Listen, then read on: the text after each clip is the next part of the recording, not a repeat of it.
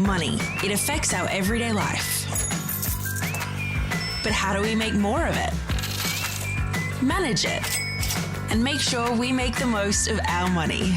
Welcome to Money Mindful, a podcast to teach and support you as you learn to manage your money. Hello, beautiful people, and welcome to another episode of the Money Mindful podcast. I am your host, Meaghan, money mindset and empowerment coach for women.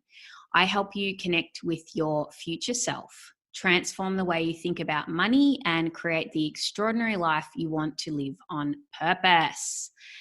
Do you have a side hustle? I think many of us have learned from the recent current events that having more than one form of income is definitely advantageous. It's becoming more and more common to have a side hustle. But what if you want to take your side hustle full time? How do we do it? Well, today I have Lizzie Vince from Find Your Mojo Coaching on to help us take our side hustle full-time and sell with ease. Lizzie, welcome. Hello. Thank you so much for having me. Oh, so good to have you here on the show. Lizzie and I follow each other on Instagram and we have a lot in common. Let's put it that way. So yeah, I'm really excited to have you here. But Lizzie, let's start as I usually do. What's your story? Like, did you start your coaching business as a side hustle? Yes, yeah, I sure did. We've only got an hour, so where do I begin and end, really? It's quite the story. So I never really knew what I wanted to do. I mean, growing up, I always wanted to work in fashion, wanted to be a fashion designer. And yes, in like primary school, they were like, what do you want to do? I was like, I'm going to be a fashion designer. I was committed to it. Worked in fashion, was a bit like, don't really know if this is for me. You know, as you can imagine, fashion is very competitive and not very well paid. So did a fashion degree. I worked in buying, which is like product development for Topshop and ASOS, so two really big companies. Then moved across into social media because I was blogging at the time. And like my family were just like, you're so good at social media, why don't you do it as a job? And I was like, oh, that's actually quite a good idea. So I started freelancing to begin with. And then kind of like I got a social media manager role 3 months after freelancing, and that was just kind of unheard of. So that was an amazing experience. And I learned so much about marketing and social media, and I use that massively in my business now. And to be honest, even the fashion buying, like so many skills. I think never separate your kind of past from your present from your future. They're not mutually exclusive, you can connect the dots, you can make those connections. I think a lot of the time, especially on like the likes of LinkedIn, people are like, oh, but that's not really relevant. And it's like, it is relevant. There's always some kind of connection where you can link the 2 or 3 or however many jobs you've had like me. So yeah, the social media freelancing kind of led me into coaching because I loved working for myself, but the social media I wasn't enjoying as much as I thought I would. So that's why I got into the full-time job, and then didn't enjoy the full-time job. So I thought, well, what is it, that I'd be good at, that I'd enjoy, my kind of ikigai, what I'm good at, what I'm passionate about, what I can get paid for. And I met a lot of coaches and thought, oh, this sounds fun. You get to help people and it seems like really rewarding. And I've always loved helping people and giving people advice. So I thought, why not? Let's give it a go. And I've never looked back. So I guess my piece of advice from that is, if you don't have it all figured out, don't worry. I think the biggest stress and anxiety people have, first of all, is about money. And secondly, it's about fear of the future. And I think just trust. I'm very spiritual, so trust in the universe and know that everything's going to be okay, because I've had so many jobs, and I've left jobs without another job lined up, and I've had like quite a kind of tumultuous career, I guess. So I'd say, yeah, just believe in yourself and try different things, because you never know till you try, and it's your life. You only get one life, so don't let other people put you off. So good. Well, give us the juicy details, because this is why we've got you here, Lizzie. So how did you actually do it? Like, what was your mindset? What were the steps that you took to be able to transition to actually doing coaching as a full-time business?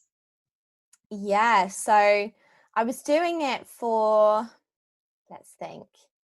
I was doing it for probably only 3 months actually before I quit my job. But that's because so I don't know about in Australia, but here you are technically allowed to have a side hustle in a job, but it kind of depends on the manager, and it's kind of at their discretion. And I worked for a very small company, so there was nowhere to hide, and it was very obvious to everyone that I was doing my coaching on the side, and it just got really awkward. And I thought I almost didn't really give myself the choice but to just go all in and commit to it. I mean, luckily I had savings. I live with my boyfriend and his family, so the rent is really low. So I totally appreciate a lot of people aren't in quite as financially fortunate position. But I wouldn't say, just quit your job. Definitely have some kind of buffer or savings. But a podcast that I love, and somebody who's a big inspiration to me, is a lady called Carrie Green, who's the founder of the Female Entrepreneurs Association. And she's British, and she's built a platform supporting female entrepreneurs. And I think there's over 300,000 members, and it's just really kicked off. And in her podcast called She Means Business, she says, just make sure that you save up enough to live off, because a lot of the time our salary is paying us a lot more than we even need. So you might be getting paid like 2,000, I would say pounds, you would say dollars, but you actually only need 1,000 or 500 or whatever it is. So figure out what it is you need to, I mean, I guess it really depends how you feel about your job, because there are people that have a side hustle because they're unhappy in their job and they want to leave their job. Equally, I know people who have side hustles who, I speak to and say, do you want to take it full time? And they're like, no, I really like my job. And good for them, like each to their own, totally. So I would say if you want to take it full time, just make sure you've got that buffer, you've got those savings, because the trouble is, especially for a service-based business like a coach or a marketing expert, strategist, whatever, you're technically selling yourself. So if you're feeling desperate about money, which comes from a mindset perspective, so if you've got this scarcity mindset, if you're kind of, you're worried about your financial situation, you're worried you're not going to be able to pay your rent or whatever, that's going to come across to your clients, and you're probably going to come across as quite desperate and clingy. And that's not your fault, because that's your situation. But you don't want to get yourself in that position where you're freaking out because you don't know if you're going to be able to, afford your rent or your bills or whatever.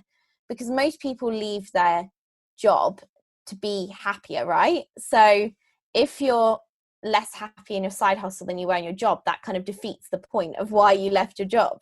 So I would just say, bear that in mind, because I think a lot of people don't talk about that, and it's really important, because it can really affect your mental health, and like your mindset is just so important. And obviously I'm a big risk taker, I'm big on taking risks, but I think you do have to have a buffer and some sort of safety net as well. Yeah, I agree with that. And I think it's like coming from like talking more about that scarcity versus abundant mindset. It's a lot easier to be an abundant mindset when you actually still have income coming in. and you're building something new.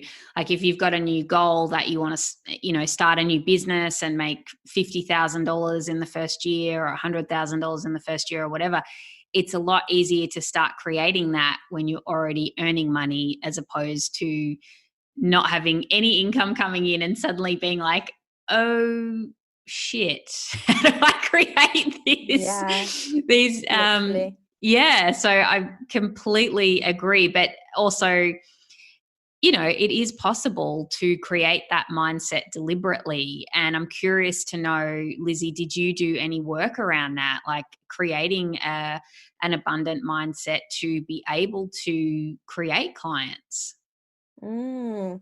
Definitely. I mean, my money story is that my parents ran up a lot of credit card debt when I was about 16, and we lost our family home, and it was really awful. They couldn't afford even bread or milk, the basics and essentials. So as a family, we had two choices. We either wallow in misery, unhappiness, panic, fear, or we rise above it and we move on and we create a new life for ourselves. And it taught my parents massive resilience, and for myself as well, because there are people that have probably been through that and ended up on the streets. Anything could have happened.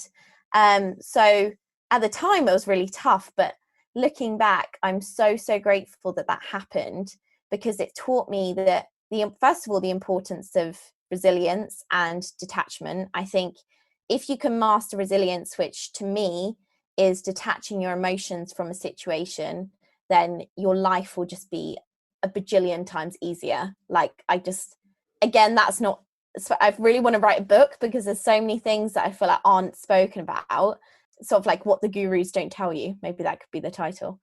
So mindset is massively important. And if you're somebody who, because we're conditioned from the age of 0 to 7, so if you're somebody who has always kind of had money and then you suddenly don't, you're going to be like, oh my God, panic mode, what's going to happen? Whereas for me, because I've been in a situation where we had nothing, I have so much gratitude for money. And I feel like compared to my boyfriend, for instance, who they've always been like well off, they've never had that sort of situation happen to them, I just have a lot more understanding and gratitude for money. And it could have gone the other way, and I could have gone down this scarcity road, but I've kind of flipped it on its head and thought that, whatever money I have in my bank account, no matter how much it is, I am grateful for that. And there are billionaires out there who no amount of money will make them happy, because they're always just expecting more. So I'd say, whatever your financial situation is right now, whether you've got barely anything or whether you've got loads, just be grateful and accepting and happy for what you've got. And I know this is kind of controversial, and I don't do it too much, but if you are ever really feeling down about your financial situation, or any situation, relationship, health, whatever it is, it does sometimes help to think, there is somebody in the world that would be so grateful for what I have and for my situation. And again, like I used to watch, I've always been just so aware, kind of almost too aware. I used to watch the adverts of like children in Africa, and like ask my mum and say like, they're so happy, and why are they so happy? They have nothing. And my mum would say, they're grateful for what they do have. And it really hit me as a child, because I thought, gosh, I'm so privileged. And you complain as kids about the most, well, we do it throughout our lives, complain about stupid things. And it just really, I think gratitude, if I haven't said it enough, gratitude is the most important thing. And Jenna Black, who's a fellow Aussie, I interviewed her for my podcast, and I asked her, how do you manifest money if you're broke? And she said it has to come from a place of gratitude. So if you don't have a lot in your bank, that's fine. What do you have a lot of? Do you have a lot of love? Do you have a lovely, I don't know, do you have a nice, not even, I was about to say nice car, but not even materialistic things, you know? Do you have loving relationships? Do you have delicious food? And this is where journaling is so powerful. And that's why they say, you know, when you wake up, think about what you're grateful for. When you go to bed, think about what you're grateful for, because that is where abundance comes from, gratitude. Because if you're grateful, you can't have a scarcity mindset. It's just, if you're grateful, you can't be sad. It's just not possible. So grateful all day long. That makes me think of just two little things that I think that I don't want to get too sidetracked, but the listeners of this show know that I've moved house a lot. And in our last move, one of the things that I was really super aware of was we had about 12 weeks notice that we were going to move. And so Louis, my partner, and I were like, okay, let's stop buying any food that's not just fresh food. Let's use up all the stuff in our cupboards. And we were kind of like, wow, we have so much food in our cupboard. I challenge you to just do this today, like this week, like go and look in your cupboards and look how much food you actually have. And this is a great way to feel grateful for what you have and put your attention on having as opposed to not having, because I don't think I've ever even seen any cupboard that doesn't have at least one can of something in it. And usually it's more like 10 cans of, some various types of beans or lentils or something. And you can actually live for a long time off that food. So we did not get through all the supplies, the staples that we had in 12 weeks, right? And I don't consider us extravagant people. Like we just go and do our regular shop, but all those like little extra cans of tomatoes, they add up. And likewise, cosmetics and face cream and things like this. Like if you don't actually buy any of that stuff for a period of time and just use what you've got, like don't buy anything new until you've used up everything, like every face cream you have or every body cream you have, it suddenly becomes apparent how much you have. And I've done that as well. Like I just get, as a former teacher, you get gifts, like people give you hand cream and things like this. And we moved to Sydney in January and I'm still just like going through all these creams that I've got. And because I just decided I'm not going to buy anything new until I've used up what I've got. And it's incredibly powerful because we just kind of buy more stuff without realizing like how much you've actually got. And look, moving house can be expensive, and I'm not suggesting that you should move house just to realize how much stuff you have, but it does make you realize. Yeah, it's like we just have so much stuff. I mean, particularly in Western society. And I think, don't get me wrong, I have nothing against wealth and money and earning lots of money, totally fine. But also I'm very much aware of not being in that mindset of I don't have, so I need more. It's like, look at everything I have and look at what else I can create if I want to. I love that. Yes. Yeah. Totally agree. So I'd love to shift gears a little bit, Lizzie, and talk and just pick your brain a bit, because we've got you on the show and you do have a background in marketing. So I'd love to talk about sales and using social media for sales. And I know in some circles, sales can get a bit of a bad rap, but I'd like to try and look at this from a really positive angle. Like I think sales are great. Like you're offering a product to someone that they want and you're getting a payment in return, like win-win if you ask me. But I'll put the floor to you, Lizzie. Let's talk, because I know that this is a common thing that people have issues with selling, and putting themselves out there on social media. So how do we get over it? What can we do? Teach us some strategies. Amazing. Gosh, where do I even start? I love sales and I loved talking about sales. And I think, first of all, if you're saying that you hate sales, that becomes a self-fulfilling prophecy. Your action is going to reinforce that affirmation that you've created for yourself. So think about, what could you say instead? Maybe not I love sales, but maybe, sales comes easily to me, or, think of those affirmations that you could actually believe in, but are a lot more positive than sales make me feel sick, which I think they do for a lot of people. And I think especially for women, because we have a lot of imposter syndrome, self-doubt, lack of self-confidence. We're not kind of, men are used to the hustle, they're used to this primal brain of like going for the kill, whereas women are, we're caretakers, we're loving, we're nurturing. Luckily, sales is moving into a space of being more nurturing, being less Wolf of Wall Street, and more kind of like, I was about to say Mother Teresa then, I don't know why that came into it, but let's go with it. Because not that you're a charity, by the way, but it is, there has to be a fair exchange. So like you said, sales really is selling something to somebody that wants it or needs it. So if somebody is not showing any interest, it's like you have to compare it to, if you're a service-based entrepreneur, you have to compare it to like a clothes shop. If you're looking at, if you're just walking around the store and the shop assistant comes to you with a pair of jeans, and she's like, oh, what do you think of these jeans? And you're like, oh yeah, they're nice, but like I'm not looking for jeans, like I'm good. And she's like, oh really, but these jeans are like, they have this wash and they're like this, and you're like, no, actually I'm good, I don't want jeans. And she's like forcing these jeans on you that you don't want them. That's when sales becomes icky.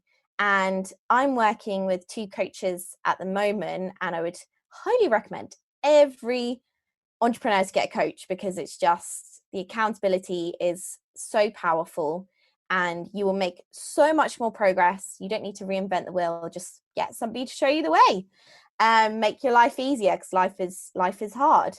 So they're teaching me about, client acquisition, clients on automation. And what I found at the start of my business, why I was struggling with sales, is because I was attracting people that weren't, or I was not forcing my services, but people were coming to me who didn't really need my services. Maybe they wanted the free coaching call. And, if somebody says no, typically because of our primal brain and our ego, we take that on as personal rejection, and like, oh, it must be me, there must be something wrong with me, I'm not good at this, I'm going to throw the towel in, I can't do this anymore, I give up. And we don't, because our ego gets in the way, we don't take a second. And this pause is so important, by the way, between stimulus and response, to think, why did they reject me? Was it a reflection of me, or was it a reflection of them? Did they see the value? Do they want this course? Do they want what I'm selling to them? Do they need it?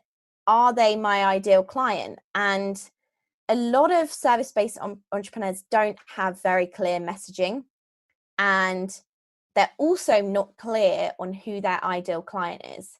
So if you're struggling with sales, it could be a whole multitude of things, and it can be combinations of these factors. So it could be, like I said, the mindset, so the imposter syndrome, the self-doubt, those negative affirmations that you keep telling yourself that becomes the self-fulfilling prophecy. It could be that you're not clear on who your ideal client is, so therefore your messaging is wishy-washy, and you're wasting your time, and time is our most precious asset. You're wasting your time talking to people that don't value you, they don't really want what you're selling, and you're wasting each other's time, really. So I would say that, client acquisition is it's obviously integral to any business. If you're not making sales, if you don't have clients, then you've just got an expensive hobby, you haven't got a business. So I would, and I know that not everyone can afford a coach, but again, that could be like a scarcity mindset. I've put every coach I've had on a credit card, and I say to myself, I will pay this back. I don't know how. Let's release the how. As human beings, we are so obsessed with how is this going to work? How am I going to do this? Nope, let's get rid of the how, and just trust in the universe that you will be able to pay that credit card back, so that pay that credit card off. And because you'll be getting so much value from that coach, and I personally have from my coaches, and my clients do to me, like I'm happy to say to my clients, put it on your credit card, because I know that they're gonna get the money back to pay their credit card off. So I think there's so many different cogs when you're an entrepreneur to figure out, and you really, outsourcing or getting the help. I think especially as women as well, because we're such caregivers, we're not very good at asking for help, and we think we can do it all on our own. And then when things don't work out, like we're not making sales or not getting any clients in, we think, as I said earlier, it's a reflection of us. And because we don't have the support or accountability, we just want to give up. And I'm sure there's plenty of entrepreneurs out there that have given up, and they've just thrown the towel in and just got a full-time job because it all just becomes too much. But it doesn't have to be that way. And I think, like I said earlier about the resilience piece, if you can detach emotion from sales, then it becomes so much of an easier process. Like I said, if there's an objection or any sort of rejection, think about why that was. And I listened to another one of my favorite podcasts, is the Positivity and Prosperity podcast, and she interviewed a sales expert, and she said that objections are a smokescreen for somebody actually being interested. So if somebody just straight up doesn't want to sign up, they'll be like, nope, don't want to do it. If somebody says to you, oh, I need to speak to my partner, oh, it's not the right time, oh, I don't have the money, at any point did they say no? No, they're saying to you in a very subtle way, how can I do this? How can you help me to do this? And it's up to you to, figure it out with them. So a payment plan, or, my coach has sent me every objection under the sun and how to deal with them. And my clients get access to that. And it's so powerful. If somebody says, I need to think about it. Okay, brilliant. Totally understand. Can we catch up within the next 24 hours? Never leave it long. There are so many hacks in sales. I don't even have, and that doesn't mean it's sleazy, by the way. That just means that you're managing the process. Or if somebody says, I need to speak to my partner. Okay, brilliant. When will you get a chance to speak to them? Would they like to come on a follow-up call with me? Do they want to ask me questions? I'd be more than happy to speak to them. Instead of just being like, oh, okay, you don't want to sign up. Okay, thanks for your time. Bye. We hear the rejection and we think rejection means no. So then we go into panic mode, kind of that amygdala state of mind. And we think, oh my gosh, they don't want to sign up. This is too awkward. Get me out of this situation. And then, you pretty much end the call. So just breathe. There's so many, before sales, you can do like jumping up and down. You can do breathing. You can really kind of prime your brain to get into that kind of state of mind. And then throughout the sales call, just release the fears, release the expectation. I think we have far too much expectation of ourselves in every area of our lives, our relationship, health, career, whatever it is. Release those expectations and just get on the call, see if you can help that person, offer them tons of value, explain to them the value that you're going to be giving them through, the results they get or the transformation, because every business, no matter what it is, offers a solution to a problem. So if the people you're speaking to don't have the problem you solve, what the hell is the point in speaking to them? There's no point. So I think people are like, oh, sales call, exciting. I turn down 40% of my applications because I have a question, do you have the financial resources to invest in your personal development? If people say no, I'm not going to speak to them because I don't have the time. I didn't have the time to be offering free coaching all the time. I did that at the start and I burnt myself out. So, don't be afraid to protect yourself. It's not selfish. You can't pour from an empty cup. You've got to you've got to look after yourself as well. Oh, absolutely. And That was long. Oh, it's good though. There's lots of points. And I think what you just said at the start though, I mean, there's a lot to touch on there, but even just that when you use that analogy of the pair of jeans, if the person doesn't want what you're selling and they say no, that's okay. Like that doesn't mean that, you're not valuable or what you're selling isn't valuable. It's just not valuable to them.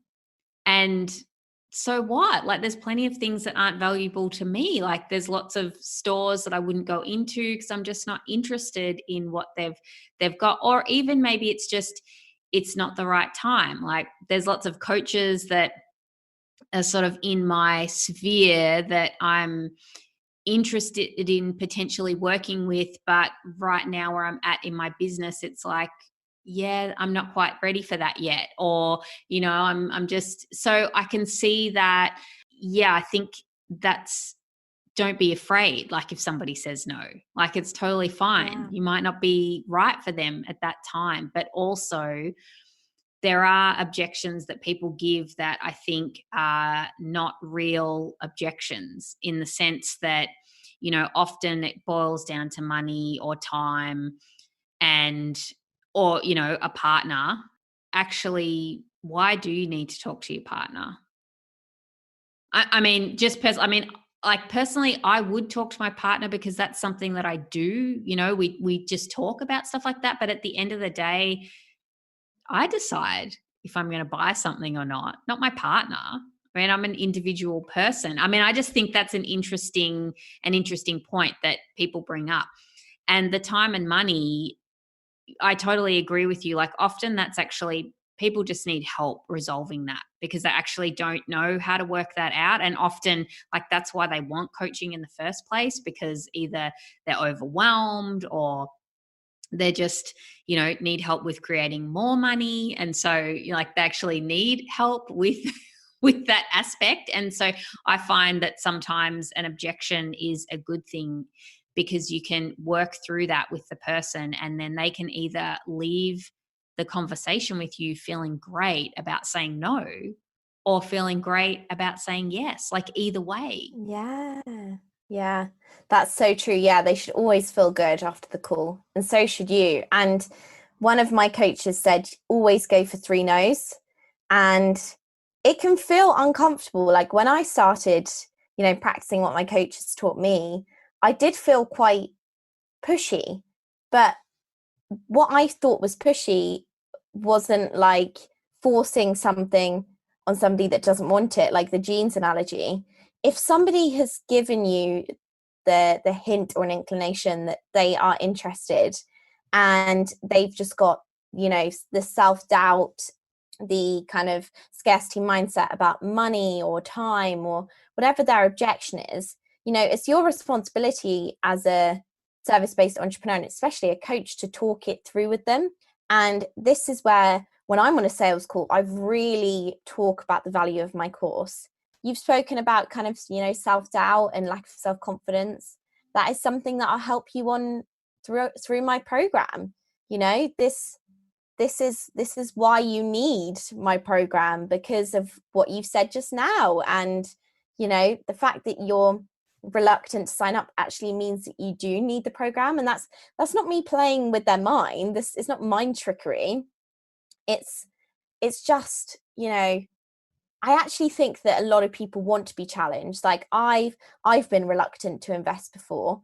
I don't think anyone, unless you're like got tons of money, but maybe even then you wouldn't. It's like, yes, sign me up. Here's my credit card. Put thousands of pounds or dollars on there. Nobody's like that open to it. But for me, it's about, the person who I'm buying from, or myself as a coach, empowering the client and empowering them to make the decision and to feel amazing about it. Like I had somebody who signed up and she had a lot of regret about it, and she was like, I don't want to do it anymore. And I was like, that is totally fine.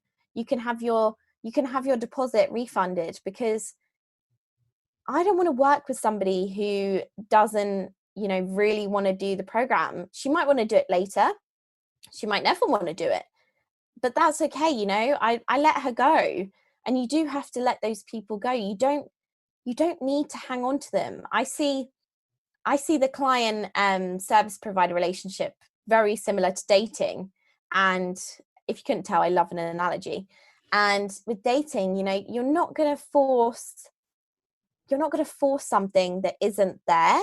At least I hope not. You know, you want to find the right match. And, you know, if something doesn't work out, you know that, you know, there'll be somebody out there for you. You know, you've just got to find them, or, you know, wait for them to come to you or whatever.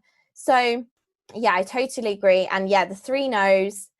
And my mum said to me, actually, something that I've carried with me throughout my whole life is sometimes what people say is a reflection of them as opposed to a reflection of you.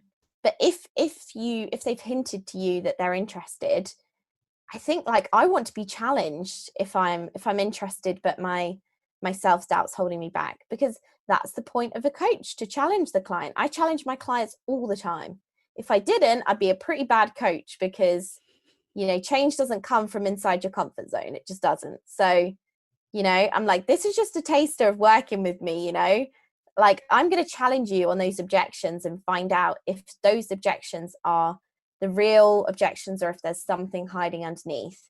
But if somebody just wasn't interested, well, first of all, I wouldn't even have the call with them. But if I did, I wouldn't try and sell to them, because it's like flogging a dead horse. I think a lot of it is just reading the situation, which you learn as you go, really. That's right. And Lizzie, I'd love to ask you if you've got any tips on how do we utilize social media. So for those people listening as well who aren't coaches, just in general, like when we're trying to sell a service, how do we utilize social media to do that? Yes. So organic social media definitely isn't dead. I know a lot of people talk about kind of ads and paid advertising. I'd always say, if you're going to invest in paid advertising, get an expert or a strategist to help you, because if you try it on your own, it's a minefield. I mean, I've worked in social media and I don't understand it. So I've actually got a coach to help me with it. I'd also say, you know, always show up as yourself. And that involves showing up on video. So I know that a lot of people, especially my clients, hate video. They can't, you know, there's a lot of imposter syndrome, self-doubt, lack of self-confidence, a lot of mindset issues and things around that. So people like to know the person behind the business, especially if you're a small business. So if your engagement is dropping and you're not really sure why, just play around. Social media is meant to be fun. Upload some videos, do some lives, do some fun Instagram stories, do some Q&As with your audience to find out what type of content they want to see. So I'd say, you know, social media doesn't have to be complex, or I think a lot of the time the gurus overcomplicate it. And I'd say, on that note, you know, stick to 2 or 3 platforms. Don't try and be everywhere, because you'll spread yourself too thin. And like I said earlier, you've got to be clear on your messaging. And in order to do that, you've got to be clear on who your ideal client is. And I do a lot of work with my clients about that, because I ask them questions that they'd never dream of asking themselves. And those questions are important, because people buy really based on emotions. So you have to think about, you know, what are their pain points? What are the problems that I'm offering them a solution for? So it's really important to get that across in your messaging. Your messaging should be either, you know, emotional, educational, or fun, I would say.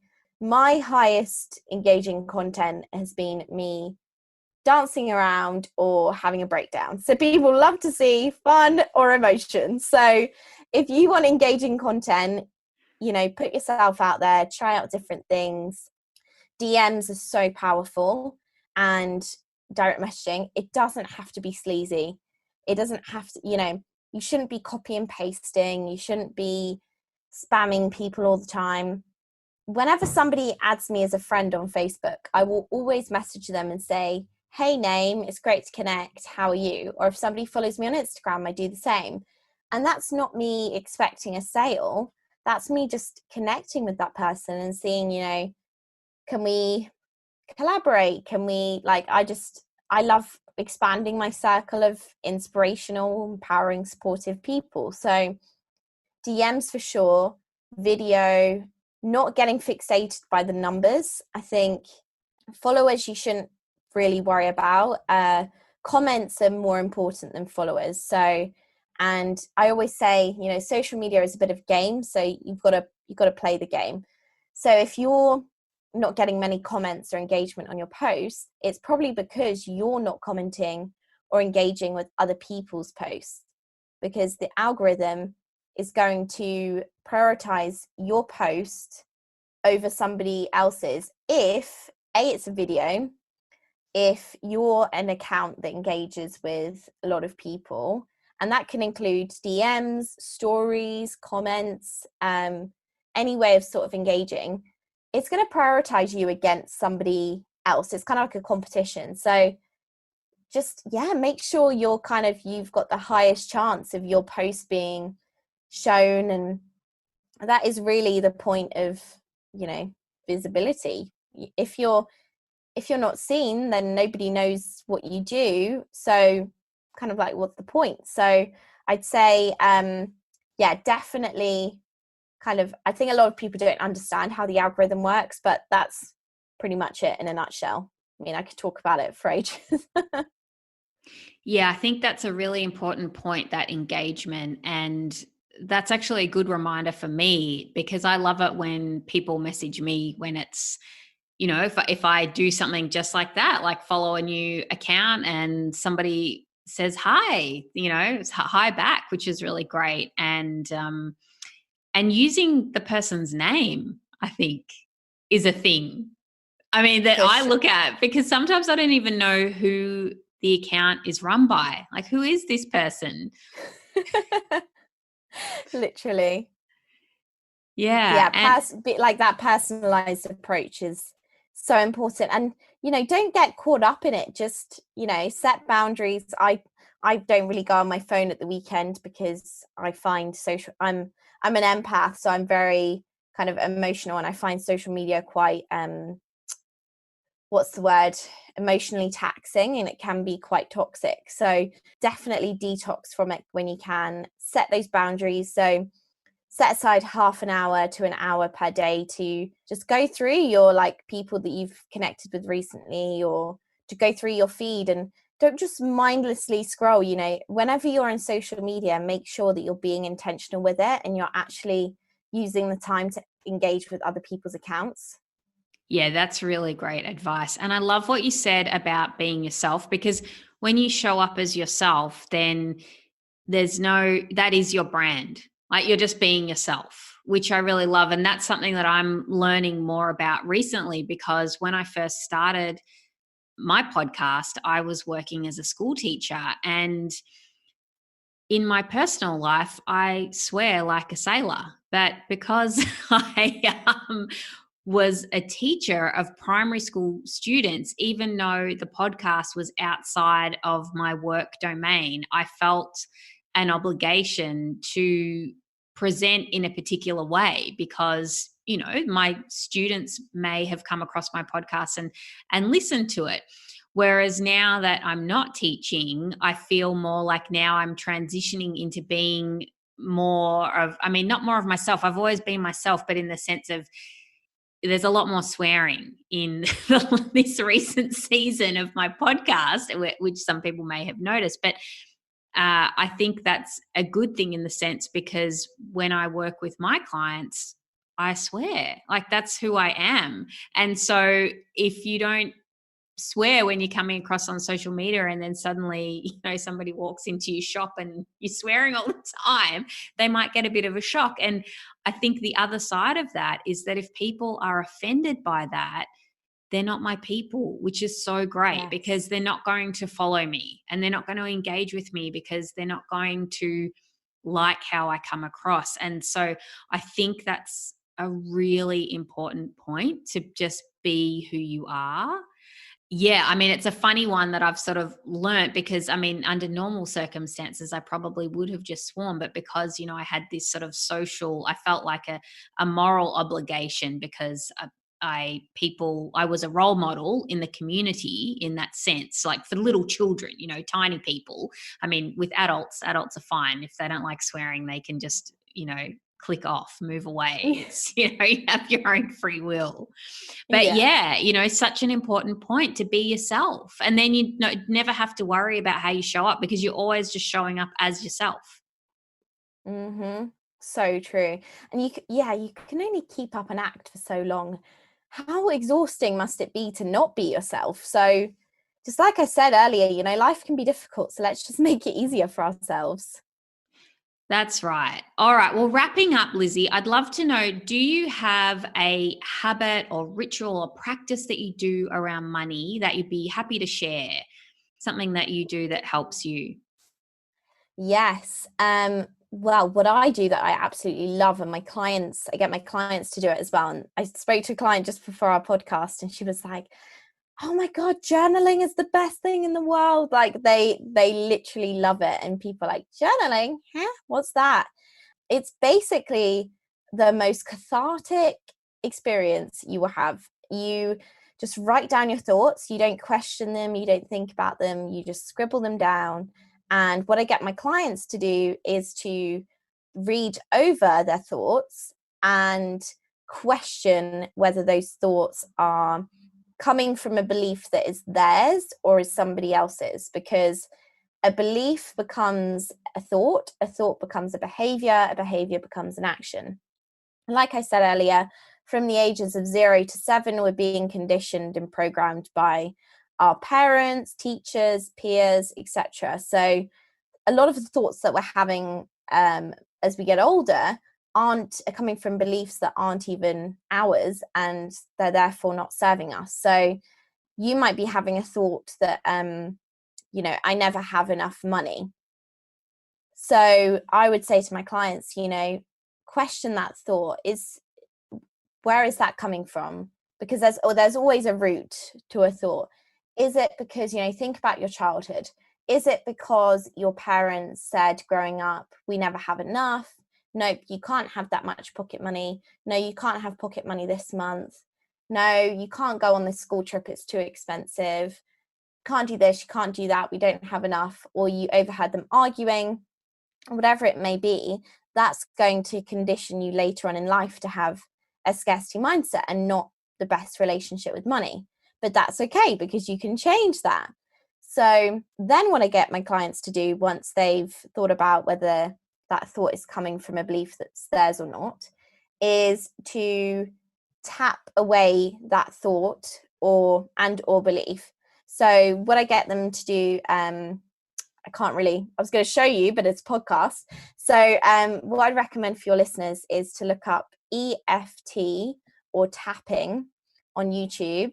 And I have my own unique way of doing it with my clients. So the belief might be that I never have enough money. So it would be like, I release the belief that I never have enough money. And they literally like tap their skin, like their temples, their nose, their chin.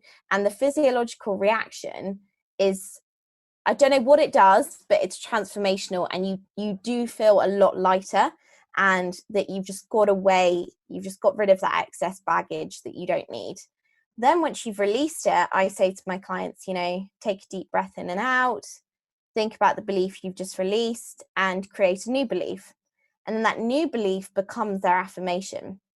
So I am big on affirmations. I have an app called I Am, which is like, everyone needs to download it. They send you affirmations throughout the day. I've got mine set to the maximum of 30. So I get 30 affirmations between 10 a.m. and 10 p.m. every day. And it just brightens my day. It's incredible for a mindset kind of trick.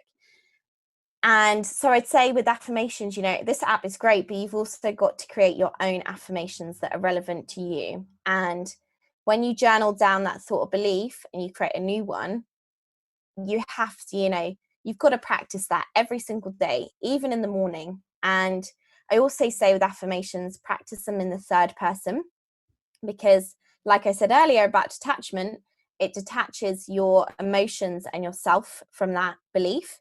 So it would be, you know, Lizzie is amazing with money instead of I am amazing with money. And it just feels really empowering and powerful. And if you practice that, you know, if you say that 10 times in front of the mirror every day, I guarantee that over a period of time, you will start to attract more money into your life. And it's important to do it in the morning or evening, because that's when your brain is in alpha state, which basically means that the windows or doors to your subconscious mind are open. So you're more likely to reprogram those subconscious beliefs that your parents or peers or teachers taught you. So journaling, tapping, affirmations, just like, you know, being aware of how you interact with money. If you feel guilty about spending, if you don't have many savings, if you've never been able to save, if you've never had enough money, you know, think about why that is, because there's going to be a root belief that's causing that to happen. You know, there'll be actions that you're taking, and I know this is the cold harsh truth, being honest here, you create your reality. So you will be taking actions to mean that you're broke. So you've got to find the root of that, so that you can, I kind of, again, another analogy, it's like flowers, and you have to see your subconscious mind like a garden. You're not going to plant new flowers on top of dead ones. You know, you've got to pull out the dead ones. You've got to pull them out from the root. And that's kind of how I see your subconscious mind. It's like masking. You can't mask a smell. The smell's going to come back. You've got to get rid of the smell. So it's like getting rid of those beliefs, planting new ones, and practicing those affirmations to cement that belief in your mind, and your life will change. Sometimes quicker for others, sometimes slower, but it will change 100%. Absolutely. And I love that analogy. I think I'm going to borrow that one for sure. No worries. I give you permission. Great. So, Lizzie, where can we find you? Yes. So Find Your Mojo Coaching on Instagram, Facebook, LinkedIn.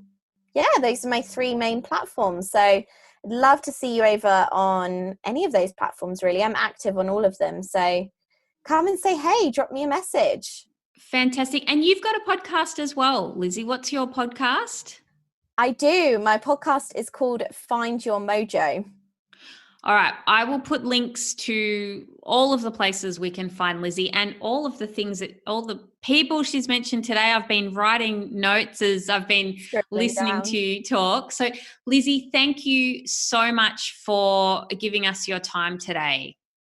You're welcome. And a little plug, if that's okay. I am offering free one-to-one 1-hour coaching sessions for your listeners. So they can book in through the link in my bio on my Instagram, or email me, findyourmojocoaching@gmail.com, whatever's easiest. But if anyone is kind of struggling with anything I've discussed today, then yeah, get in touch and we can have a chat.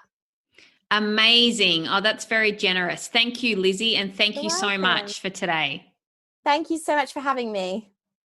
Well, there you have it. Lizzie gave us some great tips to help us take our side hustle full-time and sell with ease. Sales doesn't have to be icky, as we have learnt today. I hope you can take some of the great points Lizzie has taught us today and apply it to your own circumstances. And super awesome that she is offering you guys free coaching. So definitely look into that. So if you would like to take this work deeper and work with me on your money mindset, I work one-on-one with clients who are ready to make change to overcome their money blocks and create the result you want on purpose. We are all capable of creating extraordinary lives for ourselves. Sometimes we just need some help to point out our blind spots and connect with our future self, the person who has already created what we're currently dreaming about. I can help you get there. All you have to do is connect with me wherever you are following me. You can email me through the website, or DM or message me on social media. If you want to stay in touch between episodes and stay up to date with all things Money Mindful, get onto the mailing list. Follow me on Instagram or Facebook. All the links will be in the show notes. Have a beautiful week. Until next time. Bye-bye. Thanks for listening to the Money Mindful podcast. For more info, visit moneymindful.com.au. For future episodes, be sure to subscribe. And remember, the information in this podcast is of a general nature only and does not take into account your personal circumstances or goals. Please seek professional advice for your own financial needs. Remember to have fun along the way.